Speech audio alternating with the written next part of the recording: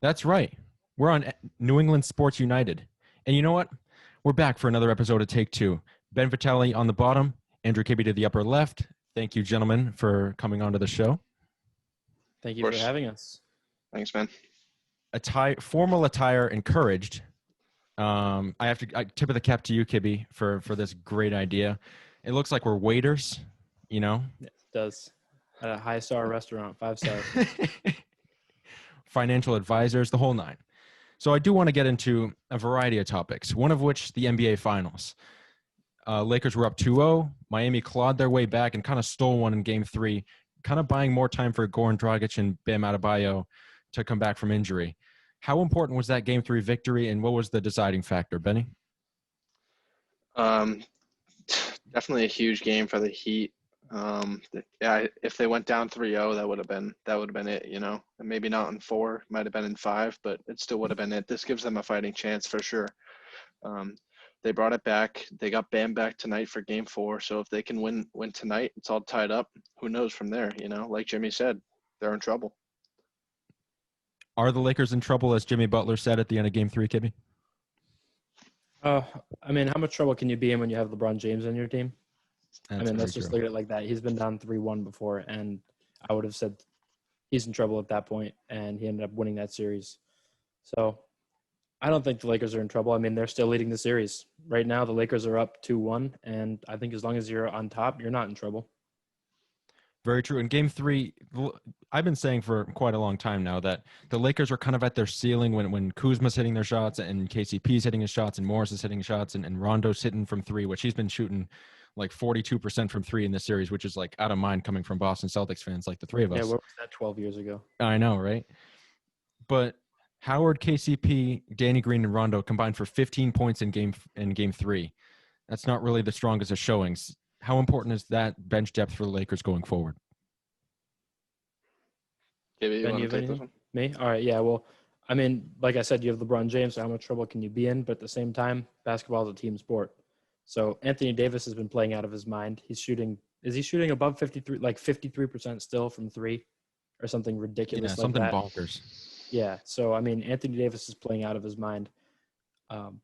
LeBron James, obviously, unstoppable still, year 17. So even though the Lakers had one off night, I mean, that's to be expected. You have two of the top 10 players in the league on your team, and your bench does poorly.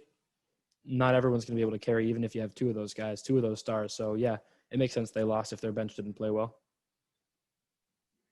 Yeah, I agree with you, Kib. Howard did start though, right? He started Game 3, I think, right? Yep. So, yeah. Howard, I like how they started him. As long as, you know, if he can come in and put up, you know, 8 and 8, I'd say that's a solid night for him off that starting 5 role. KCP needs to hit his shots, obviously, be more of a volume shooter for the shots he's taken. Rondo, he's become more of a scorer as he's been in the league, but he's kind of a pass first point guard. So if he's not scoring, I'm sure he's doing other things out there on the floor. Danny most needs to hit. If he's missing, there's no hope for the Lakers, you know, because he's taking too many shots. Yeah. And Jimmy Butler's been making a lot of noise in this NBA Finals series. And he put up a 40-point, 11 rebound, and 13 assist performance in Game 3. Just the third 40-point triple-double in NBA history. LeBron James did it in 2015. Jerry West did it in 1969. That's elite company, if you ask me. But my question is, in the grand scheme of things, is Jimmy Butler a top 10 player in the league? I mean, I can list off stop me. Okay, I'll list off a list of names. And you tell me where you stop me and where Jimmy should fall in, right? So LeBron, KD, Kawhi, all healthy. No arguments, right? That's your top 3. Anthony Davis would probably be my 4th. Put me Giannis at 5, Curry at 6, Harden at 7. No arguments, right? I got Lillard at 7 over Harden. Okay.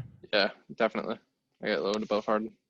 And then you could go like Luka and Jokic after that. To round out the 10. Yeah, and then you could. Yeah, I put Jimmy Butler, I don't know, nose above Tatum right now. Is that fair? Where do you put Joel Embiid? Because I would put Butler behind Embiid personally. He's And I certainly in don't the know if that conversation. I don't know if that puts Embiid above Tatum. It might, but I just for some reason that's the first name I thought of. Yeah, I feel like Jimmy and Joel Embiid are kind of on the same level in terms of. I mean, Jimmy's numbers aren't spectacular. Last game they were, but like Jimmy's not dropping 40 points a game, 13 rebounds, consistent. Yeah. 20. Yeah, you know what I'm Right. saying. So in terms of I value, think we can all agree that that was our top 10 that you mentioned, I think. But Joel Embiid coming in at 11, I'd say maybe Butler before Tatum.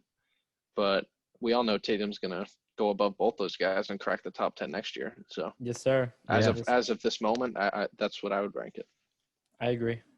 So, pivoting from the NBA Finals, and Ben, nice segue there, going to the Celtics. What are the expectations for Tatum and Brown individually, kind of leading this team into a potential playoff run? Individually, what are their expectations going into next year? Going into next year, I said it last week. I'll just wrap it up quick for Kibbe to have some more time. Tatum definitely going to look to make the All-Star team again, going to look to be the main primary guy for the Celtics. He's got to look to get 30 a night. Hopefully he can average close to 30 a night, get his assists, get his boards, play some defense, have a good all-around year. As for Brown, I'd like to see him make an all-star team next year. I think it's definitely possible for him. And he's got to be the second scorer for Boston. I don't see Kemba being the second scorer. I like Kemba, but I love Brown and Tatum. That duo is crazy. So if Brown can go in and put up to, 20, 22 a night consistently for the Celtics, I think we'll be set, especially with all the other guys we got. And if we can build a depth on the bench. Can I jump on the back of that, Jay? Please, by all So means. backpacking off of that, one thing that frustrated – I know we're talking about offseason, but one thing that frustrated me in this postseason, specifically against the Heat, was seeing how many times the Heat were playing a zone and Jaylen Brown was standing in the corner like this, ready to catch the ball, and the ball never found Jaylen Brown, ever. Yep. Jaylen Brown was not involved whatsoever, in my opinion, compared to what he has been involved in the last series against the Heat. So I'm with Ben. Next year, if we get Jaylen Brown to be our number 2 guy and Tatum's obviously going to be our number 1, I agree with him. That duo is special. They're the duo of the future. We got a Kawhi and pre-playoff P Paul George duo. 100%. And going into the offseason, and we can reflect on how the team played down the stretch in the bubble as well to kind of fuel this but this discussion. What does the perfect offseason kind of look like for you, Kibbe? Going into it, like the Celtics, I don't think need to make a major overhaul. I don't think they should scrap much, but if you give me maybe a Victor Oladipo, Miles Turner package and make some scrap parts kind of to accent the duo of Tatum and Brown, I think that'd be really key. What is if you had to design a A+ offseason, what would it look like? Well, I think chemistry is really important, especially to a team like the Celtics, where we have 3 guys all averaging around 20. It's a team. It's not one guy carrying. And obviously chemistry matters for everybody. So I think it's important not to break everybody up this season. But with that being said, as much as I love Cantor, as much as I don't love Gordon Hayward, a perfect offseason for me would look like Oladipo here with Miles Turner, a package. Okay, great. We give up maybe Hayward. I'm glad to do it. Cantor, I think Cantor's important to us. But as much as I love Cantor, I give up Hayward, Cantor. We'd probably have to give up a first or 2 to make that happen because Oladipo and Turner. He could be an all-star if he was healthy. I mean, we haven't seen him there yet, but he was really on the come up in Indiana. And Miles Turner is just a very solid big. He's that piece we need. And he'd be more efficient than Clint Capella for us, I think. As, he was one of the names that was getting thrown around last year a little bit. Every offseason there's Clint Capella rumors, it seems, for the Celtics. But he'd be a 3-point shooting Clint Capella, and we're one piece away. So that's why I say don't break him up. If you can get a package for Hayward, a couple bench guys, and his Cantor and some firsts, we're in win now mode, baby. Bring him in. We don't need those picks right now. Yeah, Miles Turner is my number 1 target right now because he's kind of like Tice, but also kind of like Robert Williams in a sense. Mobile, can shoot the 3, can slide his feet. He's not going to, shatter any records or, stuff up the stat sheet too much, but he just does what you need him to do. Ben, are you on the same train as Kibbe and I on the Miles Turner thing? Yeah, definitely. Just like I said last week, if we can get that package to go, if we can ship out Gordon Hayward and like Canner, like Kibbe said, or something to pick. If we can get it to work, then let's do it. Don't break up what we got. We got good chemistry. We're just one piece away, like Kib said. And a lot of the rumors in the Miles Turner stuff, and we can spend as much time in this as we need, 13 minutes, 2 hours, whatever the case may be. Gordon Hayward and a lot of those Miles Turner and Victor Oladipo rumors, I'm going to rebut this quite quickly, but Kibbe, airing of grievances. What's your Gordon Hayward shtick? I didn't think he was worth a max deal before he got hurt, Jay. Let me just tell you that. I didn't. He was not. The man That's a little much. What did he average in Utah? 20 points a game, 5 or 6 rebounds. Am I wrong? Was it like 22, 24? Here, let me look it up.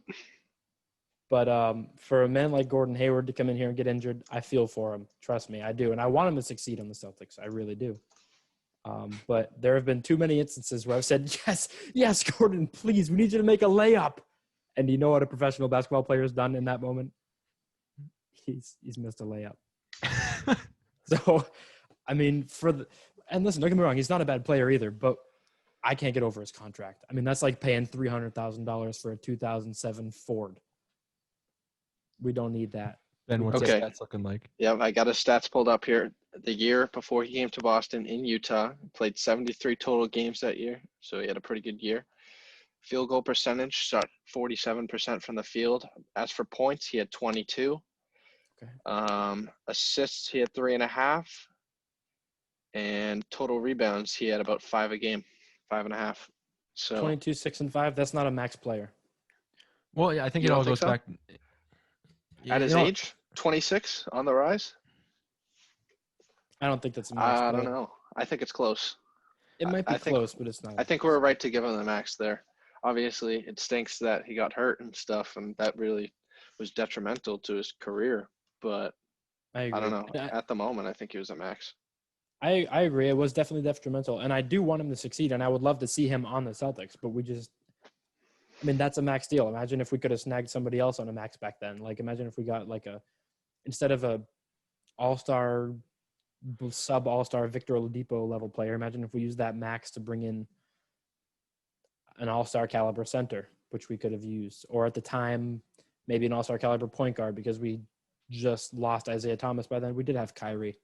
But that max could have been used to bring in that one piece we need. You know what I'm saying?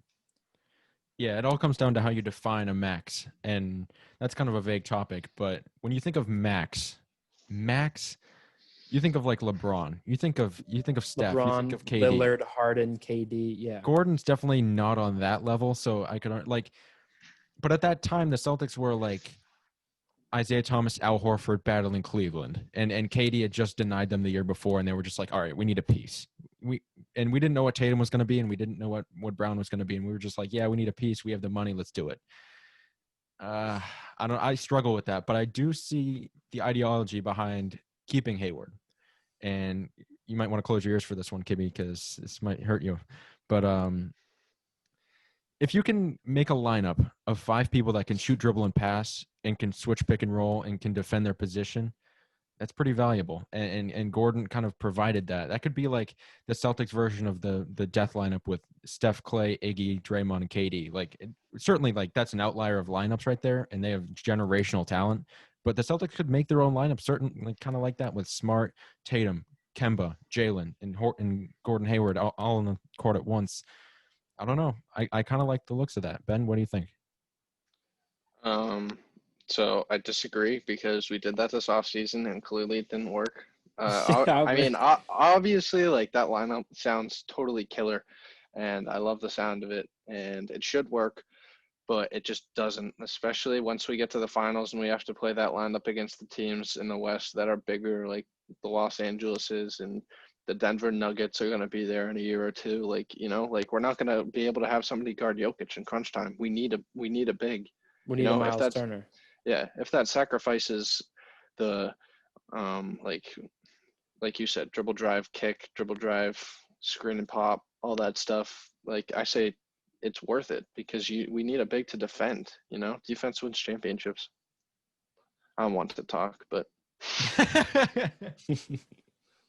Kibbe, I don't know if you listened to the entire episode last time, but Ben and I did a deep dive into the archives of our old AAU teams, and we're talking about like what it would be like to play in a bubble versus playing a playoff game in a heated arena with 25,000 people. Like I said, AAU tournament, empty gym, only the parents watching. Yeah, I could hit a three every once in a while.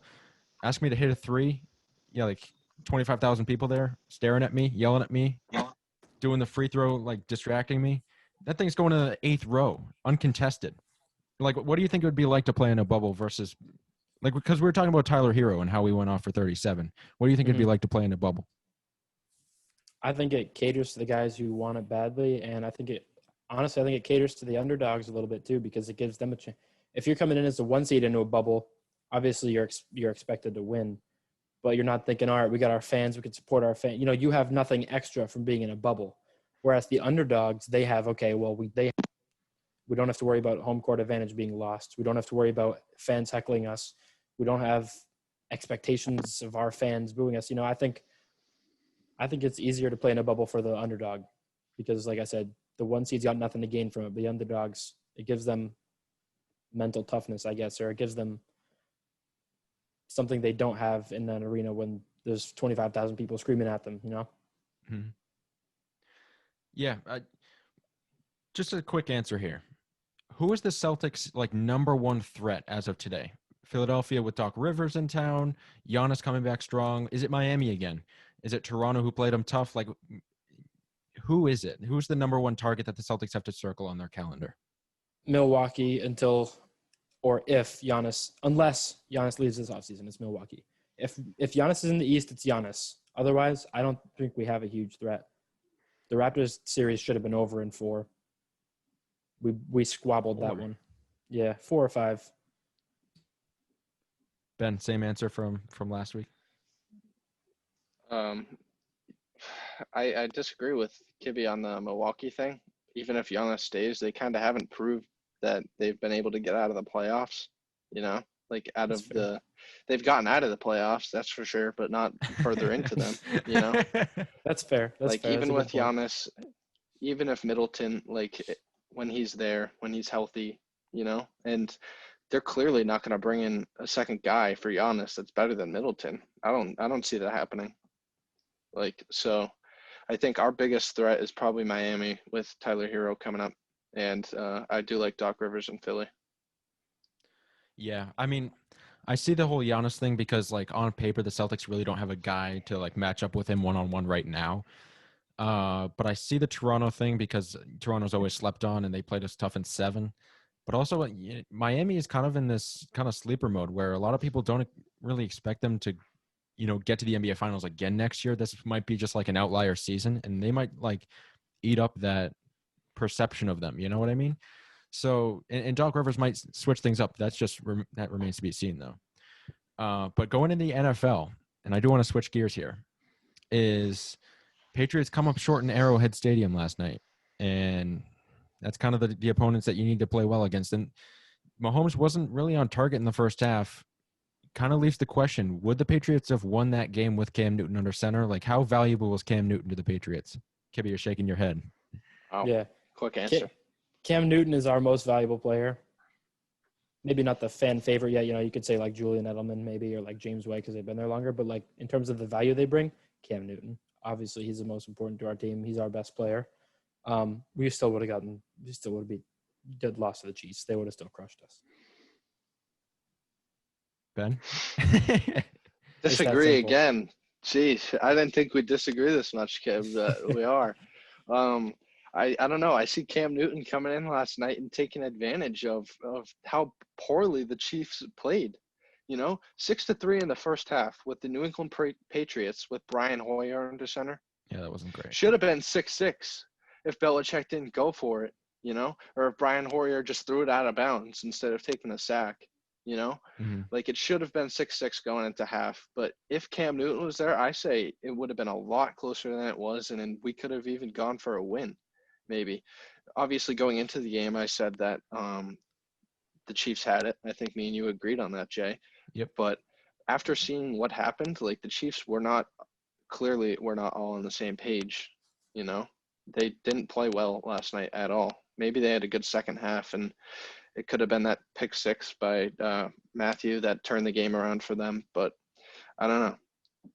Would Cam Newton have thrown that pick six? I don't know. Maybe. It did slip through Edelman's hands, so it could have been like blamed on him and not Hoyer. But Hoyer did play a horrible game, and I think we should have had Stidham in. Definitely, it showed. But yeah. Yeah, Stidham made one good throw, and it was the one touchdown the Patriots scored. But if Cam Newton's in that game, that just the offense lacked, like, they were just so stagnant. They lacked like an explosiveness. They could have used a Cam Newton on the ground to, maneuver and make some plays. I totally agree with you, Ben. But I don't blame you for thinking that way, Kevin, because Kansas City's kind of in their own little realm right now. They're in a conversation all by themselves. Is the Super Bowl Kansas City's to lose? I know the Packers are playing really well. Patriots are playing better than I expected, and the Seahawks are also surging as well. But is it that the Chiefs? If the Chiefs don't win the Super Bowl, will we all be like a little disappointed? Will we all be like surprised in a sense? Is it theirs to lose? Is that for me? Whoever, just lobbing it up.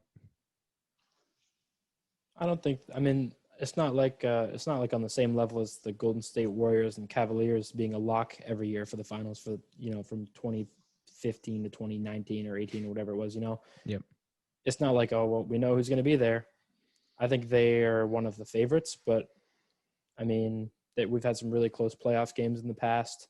The Chiefs weren't even in the Super Bowl 2 years ago, right?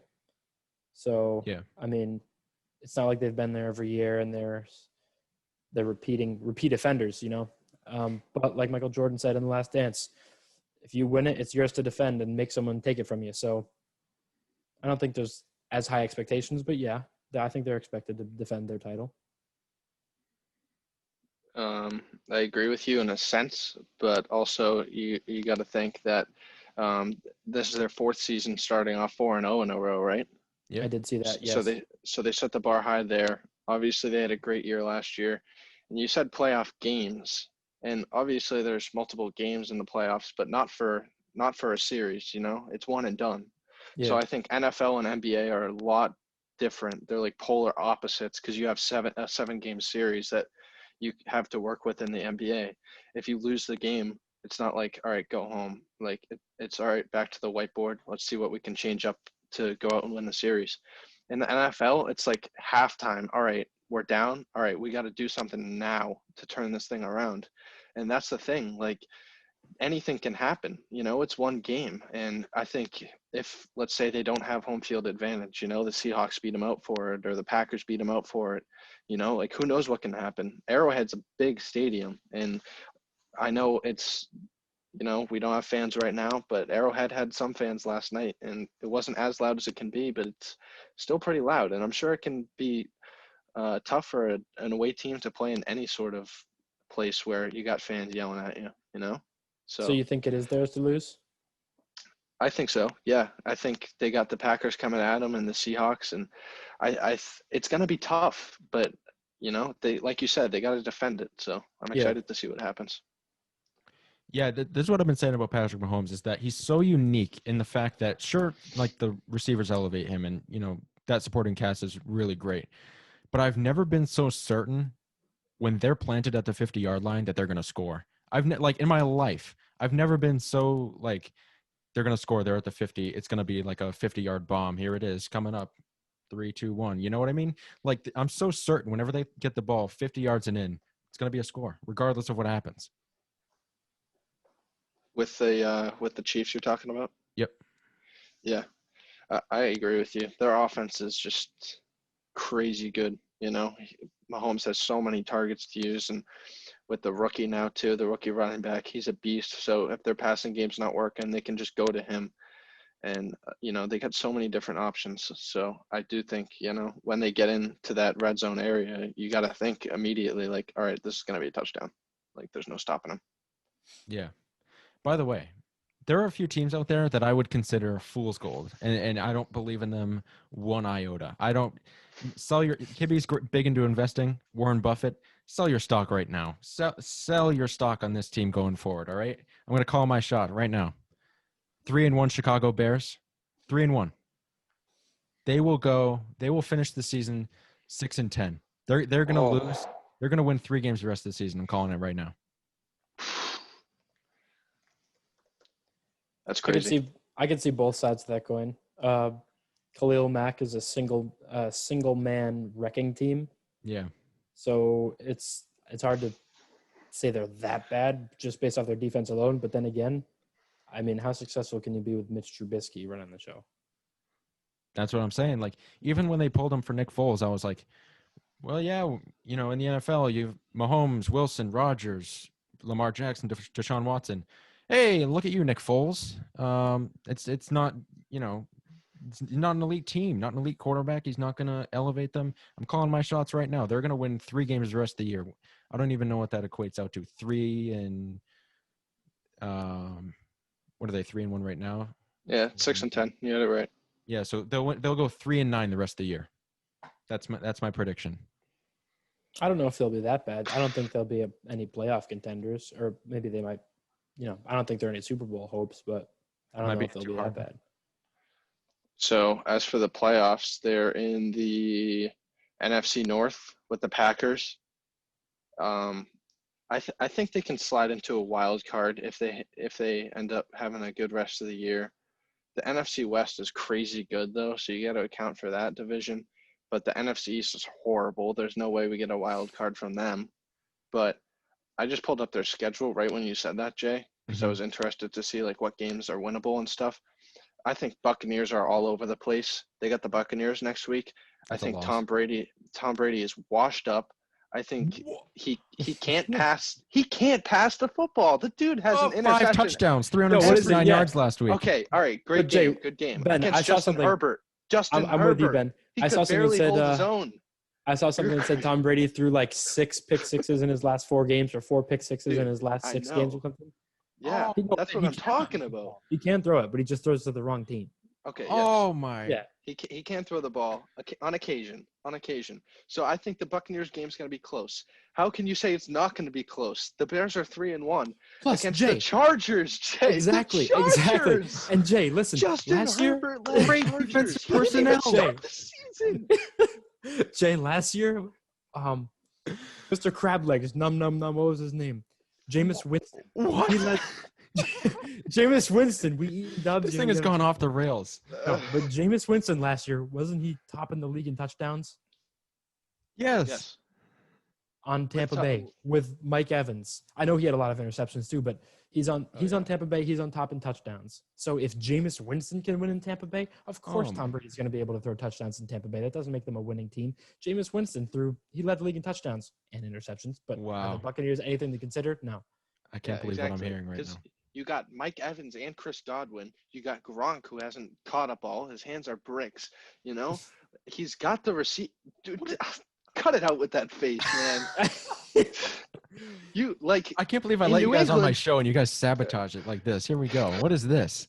This is madness. Nothing in New England. Kibbe's right. He should have 6 touchdowns against the Chargers, maybe even 7. Oh my! It's a top 10 defense. Jay, I'm telling you, good defense. Yeah, but he's got the assets to throw the ball. Exactly. Jameis Winston led the league in touchdowns, Jay. Or maybe he didn't lead the league, but at one point he did. He was very He close. actually did. Yeah, he was up there. I think he did lead. So he leads the league in touchdowns last year. Jameis Winston. You think Jameis Winston's going to lead the league in touchdowns? What do you think? Jay, you could throw Brian Hoyer in there, and Brian Hoyer would throw 22 touchdowns. Oh, dude's a statue.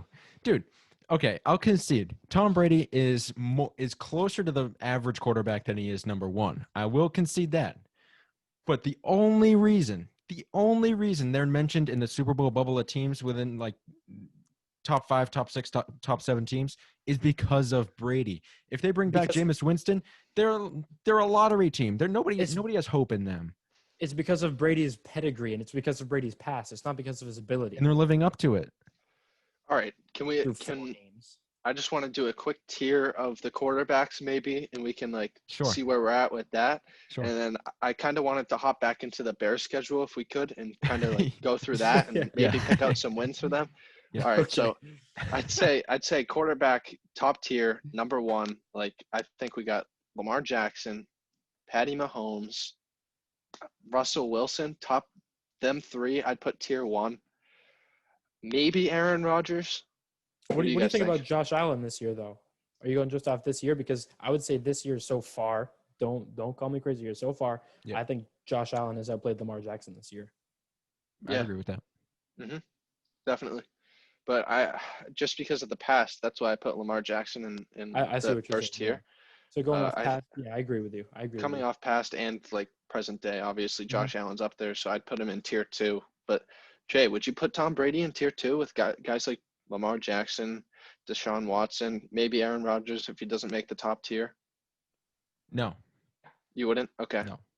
I was gonna tear right into you, dude. No, but he might not even be tier 3. Like, he's got the best receiver in the game. One of the best receivers in the game. How many drops though? Huh? How many drops? A lot of drops. By who? Just the receivers in general, or Mike Evans? Just the like.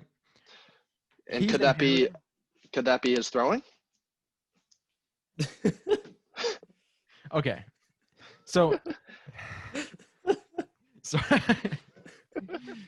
I was not expecting you to come back like that. I have no answer for that. But you expect him to inherit a brand new offense, a Maserati of an offense. Don't get me wrong, but new offense, no training camp, and it's going to be pretty from day one. Like the Saints loss is ugly. Yes, we do. Because I'm sorry to interject. Not from day one, but it's week 4, and you're that close to the game. You're about to lose to the Chargers. Exactly. And didn't start. The defense was poor in the first half. They outscored them 24-7 in the second half, buddy. Hey, the pick six was bad. You're allowed one bad throw every game. It didn't cost him to lose it. He still won. Justin Herbert's really good, by the way. Don't downplay him. Oh yeah. I'm not playing him. If Tom Brady is the reason that Tampa Bay is in the Super Bowl bubble, if he's the sole reason that they're there, like you said that, right? I think the defense plays a big part of it, and I think the receivers certainly help. But with Jameis Winston as currently constituted, they would not be in that bubble of teams. Tom Brady's the reason. So Brady puts them in there? Yes. So if he's good enough to do that, then he should be good enough to jump into a Maserati and drive it. He is. I'm just saying that Saints loss was ugly, and a lot of people kind of they had their critiques on that loss. That's just I'm saying. But like ever since then, what are they 3-1 right now? They're a good team, and Brady's the leading cause of that. I think. In terms of tiers, cut it out with that face, Ben. No, I'm just kidding. In terms of tiers, going off Ben's idea, is not tier 1, not tier 2, but if I put Brady in that third tier with a old Drew Brees, a Matt Stafford who was hurt last year, Jimmy G, Carson Wentz, like that, is that fair? Derek Carr, that one. I think I so. put Brady with Wentz and Derek. I don't have Wentz tier 3. I think Wentz is awful. I don't know what you guys think about him. I was really high on him a few years ago when he was on my fantasy team, but I mean, I haven't seen anything from him in like 3. I mean, he did get hurt pretty bad, I think, but I haven't seen anything from him. Could be that. I don't know. I to say Tom Brady's washed though, that's a bit strong. He's 43. That doesn't matter. I think he should have called. I think he could have called it. Should have called it after New England. Like I don't know why he would leave and go to a different team after 20 years. Agree. He's definitely not LeBron. He's doing what he's doing in basketball, in football. That's for sure. But I think back to that Saints game, week 1. I mean, we're looking at how the Saints are playing now and how Drew Brees is playing now. Like, there's no reason Tom Brady should have went out and won that game if you're hyping him up to be the Tom Brady that he is, you know? Are you saying there's no reason he shouldn't have lost that game? Yeah. Like, I think if you're hyping him up to be as good as he is, I think they should have won that game, you know? I mean, just going off of how bad Drew Brees has been playing like this year. Not bad, but how mediocre, I guess. Well, that's what I'm saying. Going back to the week 1 thing is that back then that was like their first real game action together, and they're on the road against an NFC power. At that point, Saints were like kind of favorites to go to the Super Bowl against a Hall of Fame quarterback who we didn't know was going to play this poorly up to this point. I don't blame him for losing that one, especially like. I don't know. That's a tough game to open your season with and to open your tenure in Tampa Bay with. That's a daunting task right there. But ever since then, they beat up Denver, which wasn't an impressive win. But to beat the Chargers, pushed around Kansas City for a while, a couple weeks ago, and Justin Herbert's been making some plays. There's been the surprise this season for me. But Ben, I know there's some pressing issues on the Chicago Bears schedule that I would like to hear their winnable games coming up. Yeah, let's just go through it together and see what we think. So next week, Buccaneers, Bears. I think we got our picks for that one. Sort of, we just did it. Jay's picking the Buccaneers. By I 3 got touchdowns. I'll just pick the Bears just to go against you in that one. I don't even know. I think it's going to be close, but I'll just pick the Bears coming out of it. That's this week? That's coming up? This upcoming week. It's actually a Thursday night game, so it'll be it's 2 days. It is on, Ben Vitale. It is on. Okay, it is on. All right. We can bet Monopoly money. Oh yes. No, I'm putting that in my picks video this week. Guaranteed. All right. Sounds good. What's coming up after that one though? Kibbe, what do you think for that game though? That's a toss-up. I do not know. If I had He's to going to pick play one, impartial. if I had to pick one, I'm picking Bears just to go against Jay in this one. I'm with you, Ben. Yeah, thanks, man. Oh my! I bring you on. We're taking over. That's just for overhyping Tom Brady. That's the only reason. Oh, Yeah. If you didn't overhype Tom Brady, I would have been like, yeah, Buccaneers got it. So the following week, they got obviously the long week because they play Thursday against the Panthers. I think that's an easy win for them. It's a win. Yep. So that puts them 2 wins up in my opinion. So marginal 1 win up. the game after that is the Rams. I think that's probably a loss. Probably a loss. Let's go with a definite loss right there. The Is Rams. Is Todd Gurley playing well? Is Todd Gurley playing well this year? He's not on the Rams anymore. He's on the Falcons. Oh my gosh, you're right. Yeah. Completely forgot. Dude, I wish forgot. he was on the Rams, but So why are the Rams going to win that game? they got a great offense. I know. Dude. Look out for Jared Goff. That's true. He's actually having a really good year. Look out for Jared Goff. I'm saying. He's having a good year. No, Last year he had a tough year. I got Bears in that one. Yeah. Quarterback guru right here. So Kibbe's got the Bears winning 3 straight there. I like that. And then against the Saints, they'll probably have Michael Thomas back then. So I'd pick the Saints in that one. How courageous. How that's a definite loss. I don't think you're one to start coming at me with your picks here, Mr. 7-8-1. But Kibbe, who you got? The Saints, Bears. Saints. Oh my goodness, Saints. Okay. Yeah. Titans after that one. I got Titans. Derrick Henry's not hurt, right? No, he's not. He's fine. He's cool. He's good. All right, yeah. So I got Titans in that one. Same. That's the first unanimous. Vikings right? after that. Vikings? I'd pick the Bears over the Vikings. It's close. Give me a night to sleep on that one. That's a tough one right there. Where's the game at in that one? I'm pretty sure it's in Chicago. Ooh, in Chicago? Yeah, give me the Bears. Yep, it's in Chicago. Yep. And then they got the Packers. I think the Packers will take that one. I concur. Yep. I think we all should. Lions. I think they got the Lions beat though. Maybe. Look out. Look out for the Lions, man. Class act Matthew organization. Stafford. He's better than what Foles. receivers? Kenny Galladay. He's good. Okay, but Allen Robinson's better. Is Golden Tate still there, or did Golden Tate get moved? No, he's on the Giants. Yeah, he got moved. You got Jeff Okudah on the defense, rookie corner. Yep. After that, their last 4 games are going to be Texans, Vikings, Jaguars, Packers. Texans the loss, Vikings toss up. Jets, you said? Jags. That's a win, and then Packers is a loss. I think Packers is a win last week. I think Packers are going to – because that's the last week of the season. So I think they're obvious. I think they're going to be the division leaders in that one. So they're going to be – unless they are fighting out for a top 2 seed, I see them sitting Aaron Rodgers and Aaron Jones and all their top guys that week, you know?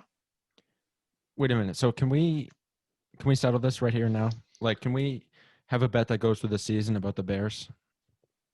Sure. So you're not selling your stock on them. You think very highly of them, right? I don't think very highly of them, but I think more highly of them than you do, I think. Playoffs? Like I said, it's tough with how good the what was it? I think it's the NFC West. Yep, them. Because I think every team in that division is a playoff team, especially if the 49ers didn't get all the injuries they had. And then the East obviously is not going to have a wild card team. So from the North, it's either Packers and Bears or Packers and Vikings, who are 1-3, or Lions, who are 1-3, and they got both of those teams twice. Right. So, what do you think, Kip? I'm Playoff with you. team. I'm with you, Ben. They're nothing special to me. I don't have a special place in my heart for the Bears, but I don't think they're one of the worst teams in the league. I think they'll be middle of the pack, and a couple good games here and there could squeeze them into the playoffs potentially. Mr. Finance, you can respect this. I'm just selling my stock. I'm selling my stock early. I don't believe in this company to make me a lot of money. I don't. I think they're fool's gold. I think a lot of people are 3-1. Whoop-de-doo. Well, I mean, in my humble opinion, I don't think there's that much hype around the Bears. So it's not like, I mean, maybe you've seen differently, but I don't think that everyone's saying Bears, Super Bowl playoffs now. They're 3-1. Let's go. Yeah. So I mean, just for that reason alone, I'm not like, if they were, then I'd be like, yeah, let's chill out a little bit. But because I don't hear that, I'm like, no. I mean, they're 3-1. They played well so far. Maybe they can keep going. Maybe not. We'll see. Yeah. Just pretty indifferent. I can understand that. I'm just being a little over my skis, I guess. Well, that's been the episode here, everybody. We're with the attire. Maybe we're thinking a title change to the episode. I don't know. Take two is great because it's a personal between Ben and I about how the first episode kind of went haywire towards the end, and it didn't end up recording. So, maybe this can shift from take two to like Gentlemen's Club or something. We'll come up with something snazzy for next week. But until then, Andrew Kibbe in the top left, Ben V down below. It's been Jason Snow with New England Sports United. Check out nesportsunited.com for great publications. What can I say? Yeah, you better do it. You better like and subscribe. I'm telling you now. That's right. Hey, and also, yeah, I do agree with that. Best writer in the town. But hey, if anybody's watching this, anybody that's close friends with us or knows us, or even if you're not, drop a comment on what you think we should call the show here. That's right. I think that'll help. Yeah, we're trying to help out our boy Jay Snow. He's about to be big. All right, everybody. See ya. Thank you. See you, Jay. Thanks.